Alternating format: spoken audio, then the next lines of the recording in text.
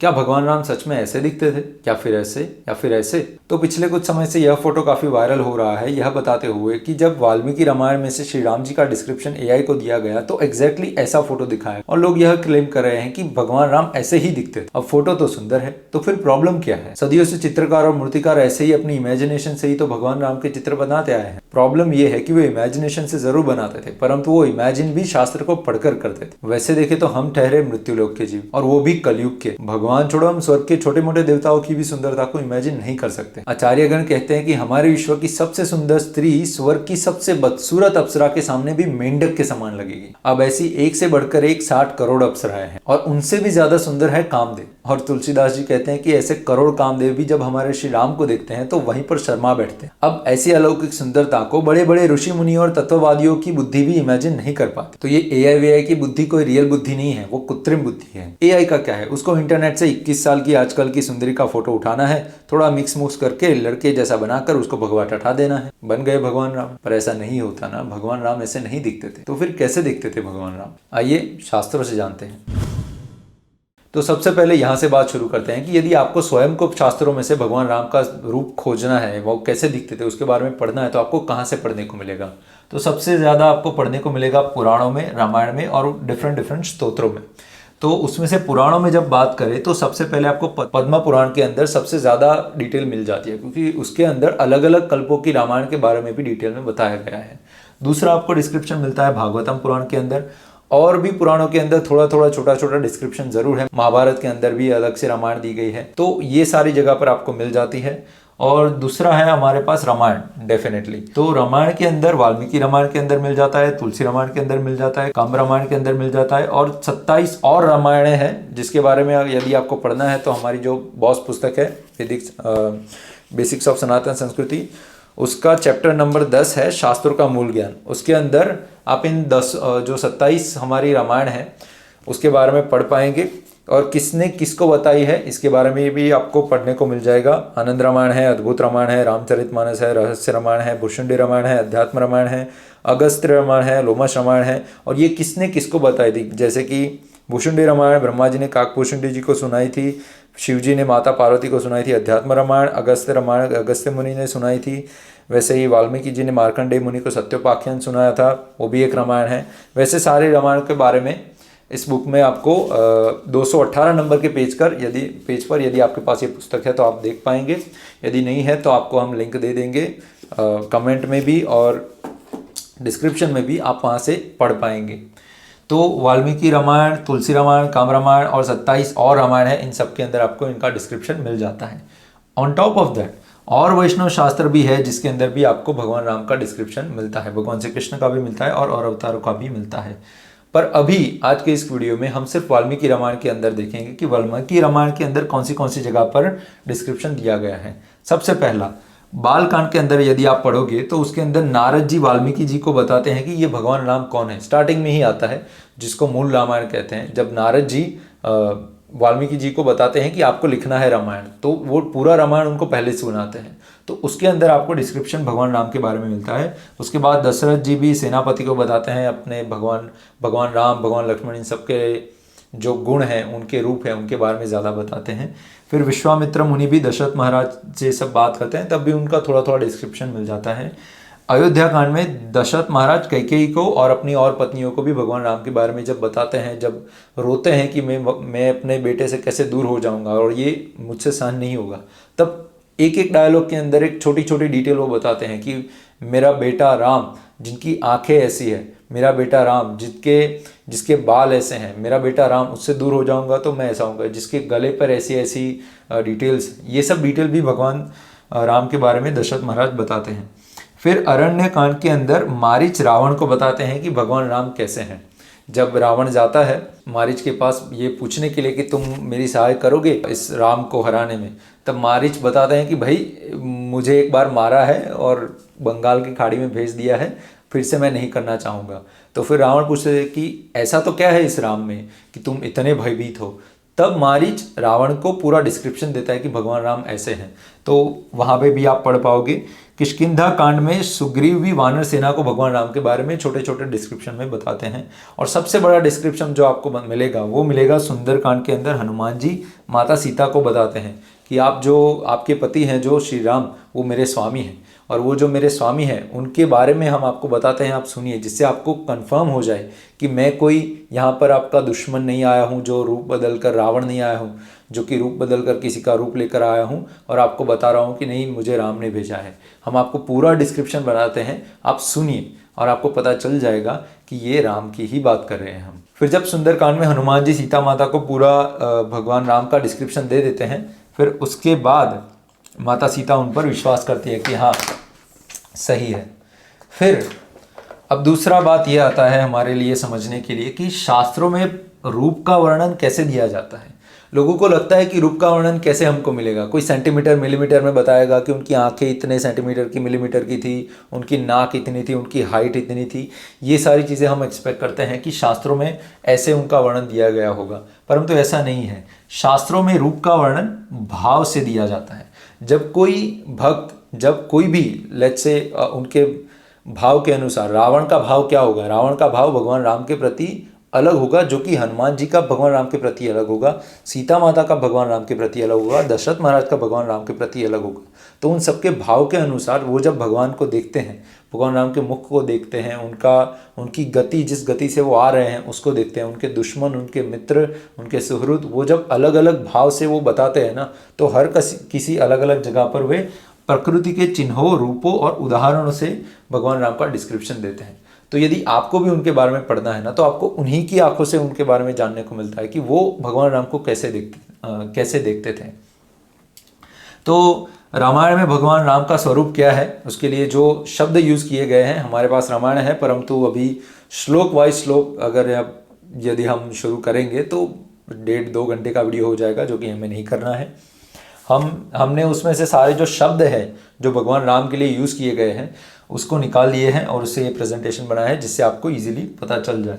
तो वर्ण की जब बात आती है तो वर्ण के अंदर भगवान राम के लिए पूरे रामायण, सारी रामायण में अलग अलग जगह पर अलग अलग रूप से, अलग अलग उदाहरण से बताया गया है, जिनमें से मुख्य है नील कमल। नील कमल के साथ भगवान राम के वर्ण को, उनकी स्किन कलर को मैच किया गया है। मेघश्याम, नील कमल मतलब कि जो ब्लू कलर का जो कमल आता है उसको नील कमल कहते हैं, उसकी पंखुड़ी की तरह उनके वर्ण का रंग है।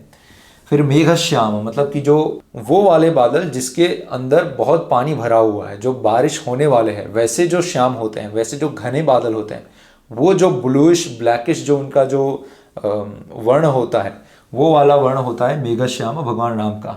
और एक है नीलांबुज, जो कि नील कमल का ही एक समानार्थी शब्द है। अंबुज का मतलब कमल होता है और नील का मतलब नील होता है।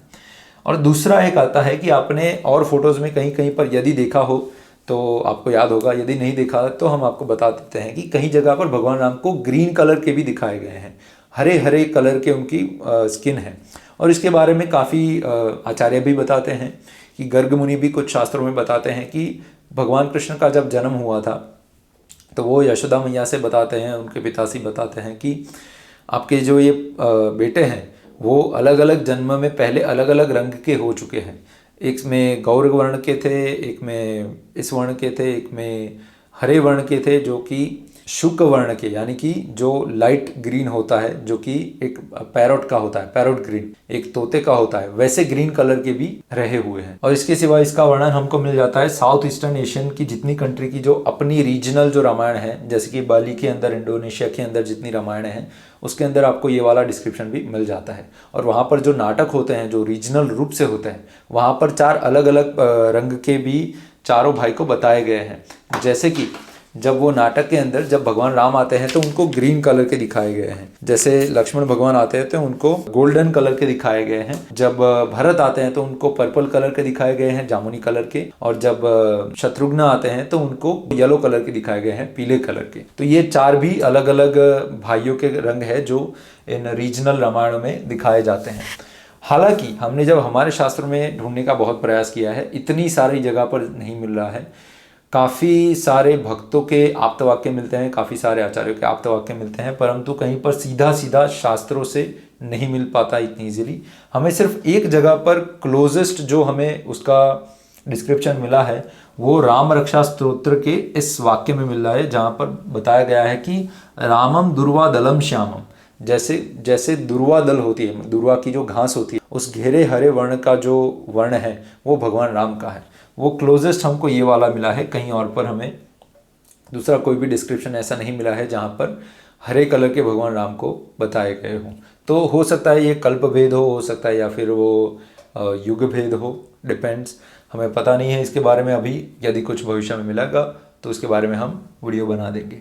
तो आगे जाते हैं, भगवान की आंखें कैसी है। भगवान की आंखों के बारे में 3 शब्द ज़्यादा हमको देखने को मिलते हैं, जिसमें पद्मपत्राक्ष, कमल पत्राक्ष, कमल लोचन, तीनों के ज़्यादातर एक ही टाइप का जो मीनिंग होता है वो एक ही टाइप का है। जो कमल पत्र के समान उनकी आंखें हैं। हमारी आंखें कैसी है, हमारे आंखें ऐसे होके ये ख़त्म हो गई, मतलब इस शेप की है, और भगवान राम की आंखें, और वैसे काफ़ी दैवीय जो डिस्क्रिप्शन मिलता है हर जगह पर, ये वाला हमने पढ़ा भी है कि उनकी आंखें ऐसी होती है, कमल का पत्र होता है ना वैसे ऐसी उनकी आंखें होती है, लंबी होती है, बड़ी होती है और ऐसी होती है। तो उसको बोलते हैं पद्मपत्राक्ष, पद्मपत्र अक्ष, अक्ष का मतलब आंख। कमल पत्राक्ष उसका भी वही हुआ, और कमल लोचन उसका भी वही हुआ। फिर दूसरा डिस्क्रिप्शन उसके अंदर डिटेल मिलता है कि उनकी आंखों के लिए ताम्राक्ष और लोहिताक्ष भी बताया गया है। तो ताम्राक्ष क्या हुआ, जो तांबे की जो लालाश होती है, लोहिताक्ष मतलब जो हमारे लोही यानी कि रक्त की, हमारे खून की जो लालाश होती है वो भी उनकी आंखों में पाई जाती है। ऐसा नहीं है कि पूरी आंखें लाल थी, परंतु जो कान, हमारे आँख की जो ये कोने हैं ना, उसके कोने बहुत ही ब्यूटीफुली लाल रंग में रंगे हुए मिलते हैं। और फिर एक जगह पर मिलता है शुभ्रू, मतलब कि उनके बोहें बड़े लंबे और एकदम ही रमणीय, मतलब कि एकदम ही सुंदर बताए गए हैं।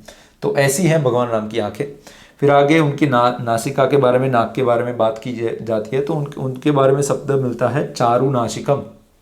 अब ये शब्द काफ़ी डिटेल है, इसके बारे में अलग अलग आचार्य अलग अलग टिप्पणियाँ भी करते हैं, परंतु सिंपल रूप में बताए तो चारु नासिकम का मतलब है कि परफेक्ट नोज, एक जो परफेक्ट उनकी लेंथ होती है, परफेक्ट उसकी जाड़ाई होती है, पतलाई होती है, जहाँ पर ज़्यादा मांस होना चाहिए वहाँ पर होता है, जितनी चौड़ाई होती है वो परफेक्ट होती है ना, जो एकदम सुंदर, उसको चारु नासिकम बताया गया है। तो नाक के लिए चारु नासिकम, उसके बाद दांत के लिए सुदर्शनम, मतलब कि बहुत ही सुंदर, एकदम मोती के समान, जो एक एक दांत होते हैं वो मोती के समान एकदम ही सुंदर रहते हैं। दांत के बारे में बताया गया है। उसके बाद मुख के बारे में बताया गया है कि उनका मुख वो शरद के चंद्र के समान है, पूर्णिमा के चंद्र के समान एकदम तेजोमय है। जब उनके सामने देखते हो तो आपको एकदम सुंदरता और एकदम शीतलता प्रतीत होती है। तो इसके बारे में यह बताया गया है। उसके आगे हम देखते हैं कि होठ के बारे में क्या बताया गया है। होठ के बारे में शब्द यूज किया गया है बिंब होष्टम। अभी ये जो बिंब है, बिंब होष्टम शब्द, ये शब्द और आता है जो भगवान कृष्ण का जो दामोदर अष्टकम है उसके अंदर ये शब्द आता है। वो लाइन क्या थी, मुहुश्चुंबितम बिंब, जो भगवान कृष्ण के होठ के बारे में भी ऐसे ही बताया गया है कि दोनों भगवान राम के और भगवान कृष्ण के होठ भी बिंब फ्रूट यानी कि बिंब जो फल होता है उसके समान होते हैं। यदि आपको नहीं पता है कि बिंब फल क्या होता है तो उसके हम फोटो यहाँ पर दिखा देते हैं कि ऐसे बिंब फल होता है जो कि पिंकिश लाल होता है उसका ह्यू, और वैसे भगवान के होठ होते हैं, ऐसे प्लम वैसे होते हुए। उसके बाद भगवान के कान की बात आती है तो कान के अंदर हमेशा उनके मणि सुसज्जित रहते हैं। उनके कान के बताया गया है कि आमुक्त मणिकुंडलम, तो उनके कान के अंदर मणिकुंडल हमेशा रहते हैं, वो कभी मणिकुंडल के बिना नहीं रहते हैं। और इस फोटो में बाय द वे AI वाले फोटो में कुंडल भी नहीं है। गले के बारे में बात करेंगे तो कंबुग्रीवः, यह शब्द का यूज़ किया गया है कि कंबु मतलब कि शंख, उनका ग्रीव यानी कि गला, उनका गला कंबु यानी कि शंख के समान है। उनके शंख के समान उनकी गोलाई है, उनके जो गला है उसका आकार शंख के समान है। और हम काफ़ी समय पर कंफ्यूज हो जाते हैं कि ऐसे कैसे हो सकता है, उसमें क्या नई बात हो। तो हमने देखा होगा कि काफ़ी जो हम लंबे लोग होते हैं, जो बड़े लोग होते हैं ना, उनके गले पर यहाँ पर ये जो ये हड्डी होती है ना वो ज़्यादा बाहर होती है, और फिर ये थोड़ा, कुछ लोग उसको अच्छा मानते हैं, कुछ लोग उसको बदसूरत मानते हैं। तो हर किसी का अलग अलग शेप होता है गले का। भगवान राम का कंबुग्रीव यानी कि शंख के समान एकदम सुंदर है। और उस गले से आवाज़ आती है वो दुंदुभि स्वनिर्घोषः, यानी कि जो दुंदुभि होती है ना, जो ऐसा आपने देखा होगा काफ़ी पुरानी सीरियल में, उसको दुंदुभि कहते हैं। वो जब बजाते हैं ना तो उसमें एकदम गंभीर आवाज़ आती है, कोई भी इंसान हिल जाता है उस दुंदुभि के स्वर से। जो हम बोलते हैं ना कि बेस, आजकल के भाषा में बोले तो उसमें हाईएस्ट बेस होता है कि इंसान अपने पूरा शरीर उनका हिल जाता है उसको सुनते। तो वैसे गंभीर आवाज़ उनकी होती है। तो जब वो बात करते हैं ना तो वो गंभीर आवाज़ में बात करते हैं। और आपको ये बात यदि नहीं पता है तो ये एक साइकोलॉजिकल फैक्ट है, जब किसी की आवाज़ गंभीर होती है ना तो उस पर आपको विश्वास सबसे ज़्यादा आता है। आप प्रयास कीजिएगा ये नोटिस करने का कि जब भी कोई भी इंसान आपसे बात कर रहा है ना, तो यदि वो हाई पिच की आवाज़ यदि उसकी होगी ना, जो कि एकदम तीक्ष्ण आवाज़ होगी, वैसे लोगों पर आपको विश्वास बहुत कम होगा। पर जब कोई आवाज़ गंभीर होगी, गंभीर एक हाई बेस की जब आवाज़ होती है तो सामने वाले को उस पर विश्वास ऑटोमेटिकली ज़्यादा आ जाता है। उसके काफ़ी साइंटिफिक रीज़न है, काफ़ी शास्त्रीय रीज़न है। हालांकि उसके लिए डिफरेंट वीडियो बना सकते हैं, यदि आपको चाहिए तो आप बता सकते हैं कमेंट में, हम उस पर भी वीडियो बना देंगे। फिर उसके बाद बताया है कि भगवान गुढ़जत्रु हैं, यानी कि ये जो उनकी यहाँ की जो हड्डी होती है ना, जो पसली बोलते हैं इसको, हंसली बोलते हैं, ये जो हड्डी होती है ना, ये हड्डी उनकी दिखती नहीं है, वो मांस से कवर्ड है। आपको पता होगा कि काफ़ी आजकल जो मॉडलिंग में जो लड़के आते हैं, लड़कियां भी आती हैं, उनके अंदर ये एक ट्रेंड है, ट्रेंड भी नहीं कह सकते, ये स्टैंडर्ड हो गया है इंडस्ट्री, स्टैंडर्ड फैशन इंडस्ट्री का, कि ये वाला ना यहाँ पर ऐसा गड्ढा दिखना चाहिए, तब जाकर वो सुंदर कहे जाते हैं। परंतु ऐसा नहीं है। रियल ब्यूटी जो होती है स्पेशली पुरुष की, उसके लिए तो ये कभी इतना खास दिखना नहीं चाहिए। डेफिनेटली आप अगर ऐसा करते हो तो फिर दिखेगी, पर क्लियरली नहीं दिखनी चाहिए, वो कुपोषण की बात हो गई ना। फिर तो आपकी ये पसली एकदम जो मांस से ऐसे ढकी होनी चाहिए, तभी आपका चेस्ट कंप्लीटली ऐसे गोलाकार अच्छे से दिखेगा, और तब उसको सुंदर माना गया है शास्त्रीय रूप से। तो उनको गुढ़जत्रु बताया गया है। फिर उसके बाद बाहु की बात करें तो उसके लिए दो शब्द ज़्यादातर मिलते हैं, आजान बाहु और महाबाहु। आजान बाहु के बारे में शायद अब तो आपको पता चल गया होगा, क्योंकि पिछले काफ़ी समय से हम काफ़ी रील्स देख रहे हैं और वीडियोस देख रहे हैं, इंस्टाग्राम पर, यूट्यूब पर लोग बता ही रहे हैं। आजान बाहु का मतलब है कि जिनकी बाहु एकदम लंबी है, और इतनी लंबी को वो अपने घुटने तक उनके हाथ आ जाए, इतनी लंबी बाहु होते हैं, उसको आजान बाहु कहते हैं। और ऐसी बाहु हर किसी की नहीं होती है। ज़्यादातर बहुत ही बड़े जो उच्च कोटि के जो ऋषि मुनि होते हैं और भगवान होते हैं, उन्हीं के हाथ इतने लंबे होते हैं, उनको आजान बाहु कहते हैं। और महाबाहु यानी कि उनके बाहु बहुत ही बड़े हैं, मतलब महान बाहु हैं, उनके बाइसेप्स बेसिकली हम कहें तो बड़े हैं, और इतने बड़े हैं कि वो जब उनको देख के ही सामने वाले के अंदर भय खड़ा हो जाता है कि भाई इनसे दूर रहना है, इनसे नहीं भिड़ना है उनको। उनके कंधे, उनके शोल्डर्स है वो विपुलांशो, यानी कि बहुत ही विशाल हैं। तो विपुलांशो कहने से वो बता रहे हैं कि उनके शोल्डर्स भी इतने बड़े हैं, उनके बाइसेप्स भी बड़े हैं, तो ओवरऑल उनके हाथ भी उतने ही बड़े और लंबे हैं। उसके बाद आता है छाती के बारे में। विशाल उनका वक्षस्थल है, ये काफ़ी जगह पर बताया गया है कि उनकी छाती बहुत ही ज़्यादा चौड़ी है। तो इनके बारे में अभी सबसे ज़्यादा जो डिस्क्रिप्शन हमको मिलता है वो मिलता है सुंदरकांड में। हनुमान जी जब सीता माता को बताते हैं तो उसके बारे में हम पढ़ते हैं कि वो कहाँ पर कितना बताया गया है। अब उससे पहले कि हम उसके बारे में जानें, हम सबसे पहले बात करते हैं समुद्र शास्त्र के बारे में, क्योंकि इस चैप्टर में जब हनुमान जी ये सब चीज़ें बताते हैं तो सीधा सीधा नहीं बताते हैं कि उनका ये है, वो इनडायरेक्ट भाषा में बताते हैं, जो कि समुद्र शास्त्र की भाषा है। समुद्र शास्त्र क्या है उसके बारे में थोड़ी बात कर लेते हैं। समुद्र शास्त्र basically face reading, body reading का शास्त्र है, कि जब कोई इंसान, भगवान जब शरीर बनाते हैं ना तो भगवान शरीर ऐसे ही नहीं बना देते कि इसको ऐसा बना दिया, ऐसा बना दिया। उनके लक्षणों के हिसाब से, उनके मानसिकता के हिसाब से और उनके कॉन्शियसनेस के हिसाब से उनका शरीर बनता है। तो जब कोई इंसान, किसी की आँख टेढ़ी होती है, किसी की आँख ऐसी होती है, किसी के होठ लंबे होते हैं, बड़े होते हैं, या फिर प्लम होते हैं, किसी की नाक टेढ़ी होती है, या फिर एक ऊपर नीचे होती है, उनके हाथ का भी साइज़ क्या है, उनके हाथ एक छोटे बड़े भी हो सकते हैं, लंबे हो सकते हैं, चिकनाई हर यहाँ पर कैसी रहती है, उनके गले के ऊपर कितनी रेखाएं हैं, ये सारी चीज़ें उन व्यक्तित्व के बारे में कुछ ना कुछ बताती है। चाणक्य के पास सबसे ज़्यादा ज्ञान था इस समुद्र शास्त्र को लेकर कि जब भी वो ओपोनेंट को, यानी कि जो सामने वाले राजा है जिनके साथ लड़ना है, उनके बारे में जब देख लेते थे ना एक बार, तो उनके सारे व्यक्तित्व के बारे में उनको पता चल जाता था कि उनकी इतनी हैसियत है, ये लड़ भी पाएंगे या नहीं, उनको साथ में लेना चाहिए या फिर दुश्मन ही रखना चाहिए, क्या करना चाहिए, वो ऐसे ही बता देते थे। तो उसको समुद्र शास्त्र कहते हैं। तो समुद्र शास्त्र के अंदर एक परफेक्ट मैन, एक आदर्श पुरुष का पूरे सारे उनके डिस्क्रिप्शन दिए गए हैं। उसके अंदर बताया गया है कि एक आदर्श पुरुष का लक्षण क्या होता है विजुअली। ऐसा नहीं है कि डेफिनेटली गुण तो काफ़ी सारे होते हैं, परंतु एक आदर्श पुरुष दिखने में कैसा होता है, उनके शरीर के अलग अलग जो अंग है वो कैसे होते हैं। तो उसी भाषा में हनुमान जी माता सीता को बताते हैं। और इसके बारे में ज़्यादा आपको जानना हो तो एक आदर्श पुरुष का एक ग्राफ, एक फेमस पिक्चर भी है, शायद आपने देखा होगा, लियोनार्डो दा विंची ने बनाया था, उसका नाम है विट्रूवियन मैन। हम आपको दिखा देते हैं कि विट्रूवियन मैन का वो फोटो कैसा होता है। तो उसके हिसाब से भी वो भी एक आदर्श पुरुष का है। वो ग्रीक सभ्यता में भी आप जब जितने भी मूर्तियाँ देखेंगे, जो महान महान लोगों की जो मूर्तियाँ बताई गई, उसको भी इस विट्रूवियन मैन के जो मेजरमेंट्स हैं उसके हिसाब से बताई गई हैं। तो उस समुद्र शास्त्र की भाषा में हनुमान जी उन्होंने सीता माता को क्या क्या बताया। उन्होंने बताया कि तीन अंग के ये जो कलेक्शंस है वो कैसे कैसे हैं वो बताए हैं। चाहे सबसे पहले तो उनके मस्तक में यहाँ पर जो भंवरे होते हैं, वैसे 3 भंवरे हैं भगवान राम को। ऐसा कुछ लोगों को 1 होता है, कुछ लोगों को 2 होते हैं, भगवान को 3 है, 3 भंवरे हैं। वैसे ही उनके 3 अंग है। वक्षस्थल यानी कि छाती, उनकी कलाई और उनकी मुट्ठी स्थिर है। अब स्थिर से हम क्या समझें, भगवान राम की जब छाती, उनकी कलाई और उनकी मुट्ठी वो जब एक जगह पर हो जाती है ना, तो फिर वो स्थिर हो जाती है, फिर उसको कोई हिला नहीं पाता है। एक बार उन्होंने मुट्ठी में कुछ पकड़ लिया तो वो स्थिर हो गया, खत्म, उसको कोई हिला नहीं पाएगा। भगवान एक जगह पर खड़े रह गए, उनकी छाती पर कोई भी बड़ा वार कर ले वो वहीं पर स्थिर रहेंगे। तो इतने ही स्थिर है, एकदम स्ट्रेट फॉरवर्ड रहकर रहेंगे, वो हिल भी नहीं पाएंगे वहाँ पर।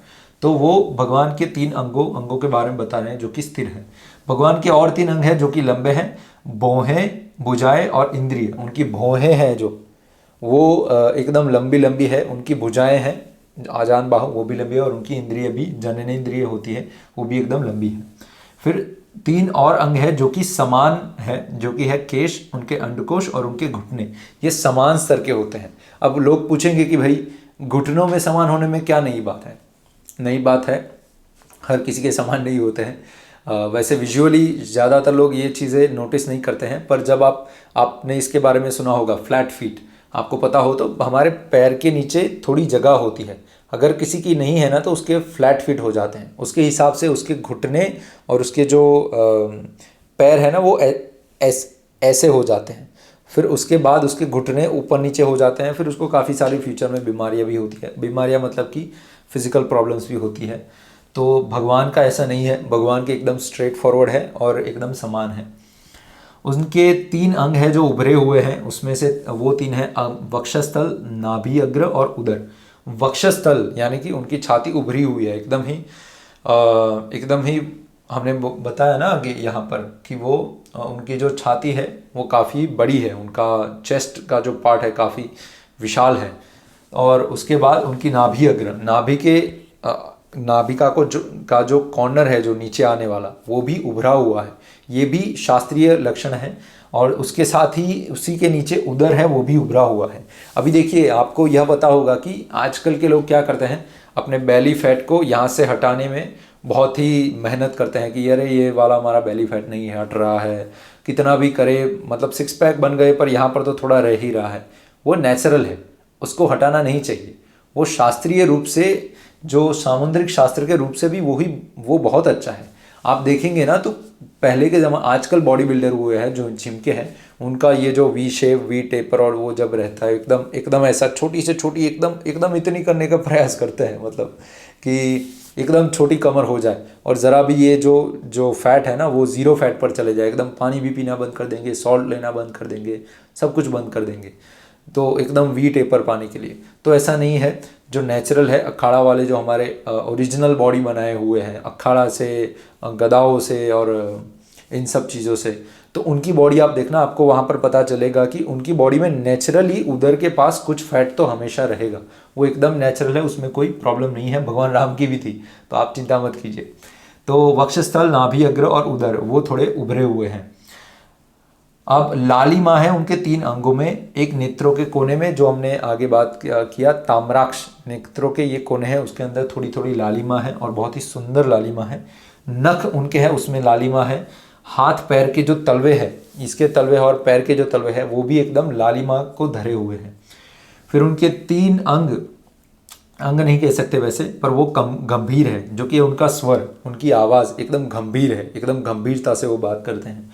उनकी चाल एकदम गंभीर है, वो जब चलते हैं तो वो गंभीरता से चलते हैं। और उनका चरित्र भी एकदम गंभीर है, ऐसे कोई आजकल जो कॉमेडियंस के जैसा या फिर हल्के में लेने लायक उनका चरित्र नहीं है कि कहीं से भी किसी के साथ भी हंस देंगे, कुछ भी कर लेंगे, कहीं से भी कुछ भी मजाक उड़ा देंगे, ऐसे नहीं है। वो गंभीर चरित्र के हैं, वो हमेशा ज़्यादा गंभीर रहते हैं।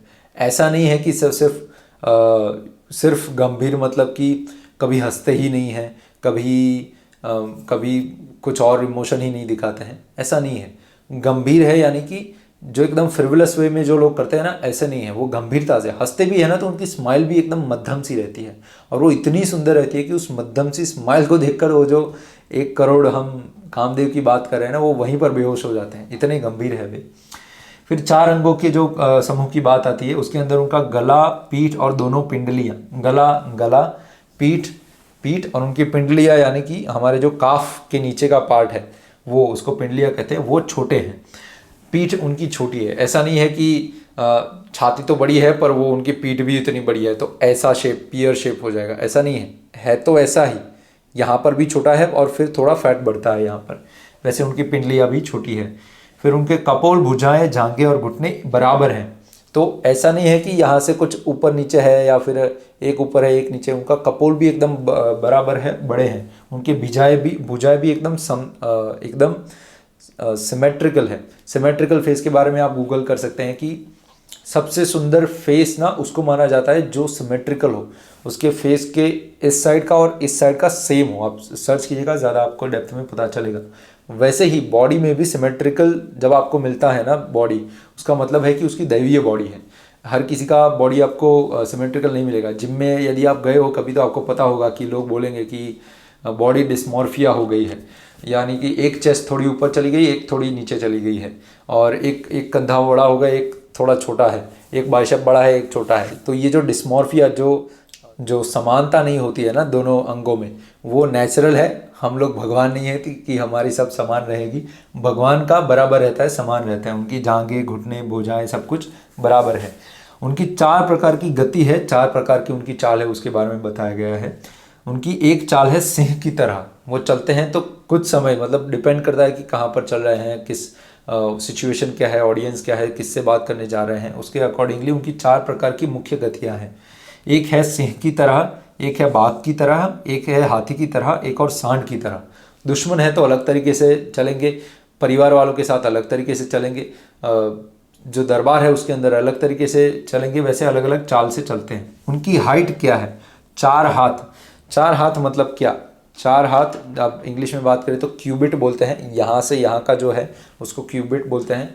तो यहाँ से यहाँ एक क्यूबिट, फिर यहाँ से यहाँ दूसरा क्यूबिट, वैसे ही दूसरा इस साइड। जो हमारे दोनों हाथ लंबा करने पर जितने हमारा हाथ लंबा होकर जितनी हाइट होती है ना, उतनी ही हमारी ऐसे भी हाइट होती है। ये आदर्श हाइट कही जाती है। कुछ लोगों की थोड़ी कम थोड़ी ज़्यादा होती है, पर आदर्श पुरुष का जो हाइट होता है ना, वो ऐसे 4 क्यूबिट यानी कि 4 हाथ के बराबर होती है। ये यहाँ पर जो विट्रूवियन मैन है लियोनार्डो दा विंची का, उसके अंदर भी यही बताया गया है। और उनकी 4 दाढ़ें हैं, जो अंदर की 4 दाढ़ें, वो भी शास्त्रीय लक्षण युक्त है। अभी आपको शास्त्रीय लक्षण देखने हैं दाढ़ों के क्या होते हैं, तो उसके बारे में तो आपको फिर समुद्र शास्त्र पढ़ना होगा, तब आपको पता चलेगा। ऐसे और भी काफ़ी सारी चीज़ें हैं। उनके 18 और 20 कुछ अंगों के बारे में भी कुछ बताया है। भगवान हनुमान जी माता सीता को बताते हैं। इसके बारे में यदि आपको अधिक पढ़ना है तो आप सुंदरकांड का 35वां सर्ग आप खोलकर उसको पढ़ सकते हो। उसके अंदर ज़्यादा डिटेल में आपको पता चल जाएगा। तो अभी कंक्लूजन क्या है? कंक्लूजन ये है कि भाई AI और ये सब चीज़ें, ये सब कृत्रिम बुद्धि है। उसके अंदर से आप ये सब पता नहीं लगा सकते हो कि भगवान कैसे दिखते हैं। आप कितने भी इनपुट डाल दो, भगवान को ऋषि मुनियों की, तत्वज्ञानियों की, इनकी बुद्धि यदि इमेजिन सही से नहीं कर पा रही है तो हम तो क्या ही कर पाएंगे। हम उन्हीं चीज़ों को इमेजिन कर पाएंगे जो हमने ऑलरेडी देखी हुई है। हम उन्हीं को मिक्स कर कर कर हम प्रयास करेंगे कि हाँ ऐसा कुछ दिखेगा। हमने ये सब चीज़ें भी जो बताई ना, इससे भी हम भगवान का एकदम एग्जैक्ट तो हम नहीं ही बता सकते हैं। ये हमें कुछ उस लेवल तक ले जा सकता है समझने के लिए, परंतु फिर भी हम भगवान की सुंदरता को इमेजिन नहीं ही कर सकते हैं। तो उसको देखकर कंक्लूजन के रूप में हमें एक भजन याद आता है जो कि ज़्यादा गाया जाता है। जिस अंधे ने प्रभु को देखा नहीं, वो रूप बताना क्या जाने। तो कितने भी हम शास्त्र भी पढ़ लें, कितने भी हम एआई के अंदर इनपुट्स डाल दें, प्रॉम्प्ट्स डाल दें, जब तक हम भगवान को देखते नहीं हैं तब तक हम उनका रूप नहीं ही बता सकते हैं। ये पॉसिबल ही नहीं है। तो ऐसे प्रयास मत कीजिए कि भगवान को देखने के लिए हम यहाँ वहाँ से लॉजिक लगाए। लॉजिक से हम भगवान को नहीं समझ पाएंगे, हम सिर्फ भक्ति से समझ पाएंगे। उसके लिए हमें ये करना है, हमारे आचार्यगण कहते हैं कि भगवान को कैसे देखें। किसी ने हमारे आचार्य को पूछा था कि भगवान, हम ऐसा तो क्या करें कि हम भगवान को देख पाए। तो आचार्य बोलते हैं कि don't try to see the God.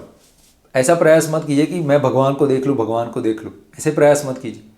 ऐसी भक्ति करो कि भगवान आपको देखने के लिए आए। भगवान चाहे कि ये कौन है, इतनी भक्ति कर रहा है, मुझे जाकर इससे मिलना ही होगा।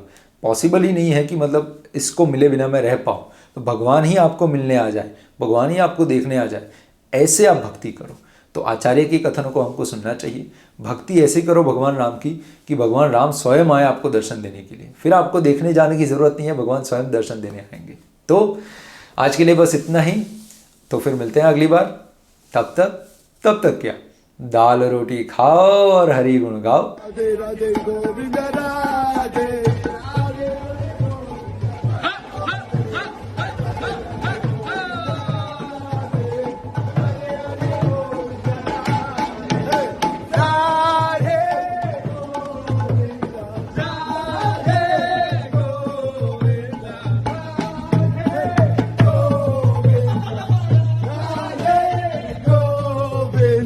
Radhe Radhe Govinda